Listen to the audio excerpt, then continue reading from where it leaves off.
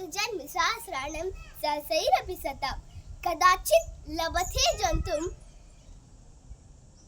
ಮನುಷ್ಯಂ ಪುಣ್ಯ ಸಂಚಯತ್.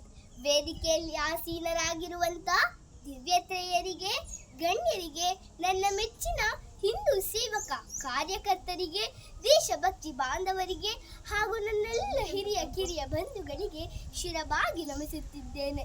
ವಿವೇಕಾನಂದರು ಹೇಳ್ತಿದ್ರು, ಈ ದೇಶ ಪುನಃಸ್ಥಾಪನೆಯಾಗಲು ಸಾಧ್ಯವಾಗುವುದು ಇಂಗ್ಲೆಂಡ್ಗೆ ಹೇಗೆ ಆತ್ಮವಾಗಿ ವ್ಯಾಪಾರವಿದೆಯೋ, ಅಮೆರಿಕಕ್ಕೆ ಒಂದು ಆತ್ಮವಿದೆಯೋ, ಕೆಲವರಿಗೆ ಕಲೆ ಕೌಶಲ್ಯಗಳ ಆತ್ಮವಿದೆಯೋ, ಹಾಗೆಯೇ ಭಾರತಕ್ಕೆ ಒಂದು ಆತ್ಮ ಅಂತ ಇದ್ರೆ ಅದು ಧರ್ಮ ಮಾತ್ರ. ಧರ್ಮ ಮಾರ್ಗದಿಂದ ಮಾತ್ರ ಈ ದೇಶ ಪುನರ್ಸ್ಥಾಪನೆಯಾಗಲು ಸಾಧ್ಯವಾಗುವುದು ಎಂಬುದು ವಿವೇಕಾನಂದರ ಶ್ರೇಷ್ಠ ಮಂತ್ರ. ಅಕ್ಬರ್ ಏನ್ ಹೇಳ್ತಿದ್ದ ಗೊತ್ತಾ? ಎಲ್ಲಿಯವರೆಗೆ ರಾಣಾ ಪ್ರತಾಪ್ ಸಿಂಹ ಬದುಕಿರ್ತಾನೋ ಅಲ್ಲಿಯವರೆಗೆ ನನ್ನನ್ನು ಅಕ್ಬರ್ ಚಕ್ರವರ್ತಿ ಅಂತ ಕರಿಬೇಡಿ. ಯಾಕಂದ್ರೆ ಅಕ್ಬರ್ನಿಗೆ ರಾಣಾ ಪ್ರತಾಪ್ ಸಿಂಹನನ್ನ ಸೋಲಿಸ್ಲಿಕ್ಕೆ ಆಗ್ಲಿಲ್ಲ. ಅದಕ್ಕಾಗಿ ಹಿಂದೂ ಧರ್ಮ ಅಖಂಡವಾಗಿ ಉಳಿಯಿತು. ನೆನ್ಪು ಮಾಡ್ಕೊಳ್ಳಿ, ಶಿವಾಜಿ ಮಹಾರಾಜರು ಔರಂಗಜೇಬನ ಮುಂದೆ ತಲೆ ತಗ್ಗಿಸದೆ ಅವನಿಂದ ತಪ್ಪಿಸಿಕೊಂಡು ಹೋಗಿ ಹಿಂದೂ ಸಮಾಜವನ್ನ ಬಲಗೊಳಿಸಿದ್ದು ಮುರಿಯುವುದಾದರೂ ಹೇಗೆ?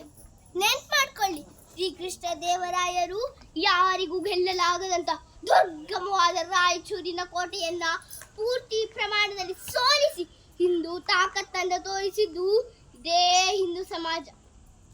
ನಮಗೆ ಯಾವುದೇ ಡೇಟ್ ಆಫ್ ಬರ್ತ್ ಇಲ್ಲ.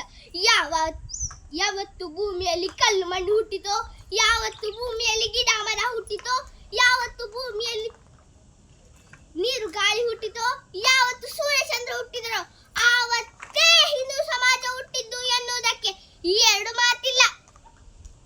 ಸತ್ಯ, ಧರ್ಮ ಪಾಲನೆ, ಪ್ರಕೃತಿಯೊಂದಿಗೆ ಸಹಜೀವನ, ಗುರು ಹಿರಿಯರಲ್ಲಿ ಗೌರವ, ಸಮಾಜದಲ್ಲಿ ಕರ್ತವ್ಯ ಭಾವನೆ ಇವೆಲ್ಲವೂ ಹಿಂದೂ ಸಮಾಜದ ಮೂಲ ತತ್ವಗಳು.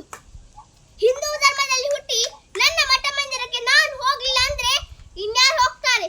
ಹಿಂದೂ ಧರ್ಮದಲ್ಲಿ ಹುಟ್ಟಿ ನನ್ನ ಗ್ರಂಥಗಳನ್ನು ನಾನು ಓದಲಿಲ್ಲ ಅಂದ್ರೆ ಇನ್ಯಾರು ಓದ್ತಾರೆ?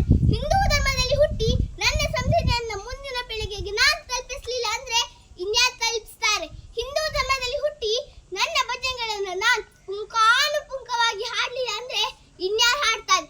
ಹಿಂದೂ ಧರ್ಮದಲ್ಲಿ ಹುಟ್ಟಿ ಹಿಂದೂ ಧರ್ಮ ರಕ್ಷಣೆಗೆ ನಾನು ನೀವು ಮುಂದೆ ಹೋಗ್ಲಿಲ್ಲ ಅಂದ್ರೆ ಇನ್ಯಾರು ಹೋಗ್ತಾರೆ? ಇಲ್ಲಿರುವ ನನ್ನ ನಿಮ್ಮ ಜನ್ಮ ಸಿದ್ಧ ಜವಾಬ್ದಾರಿ ಅಲ್ವಾ ಹಿಂದೂ ಧರ್ಮ ರಕ್ಷಣೆ?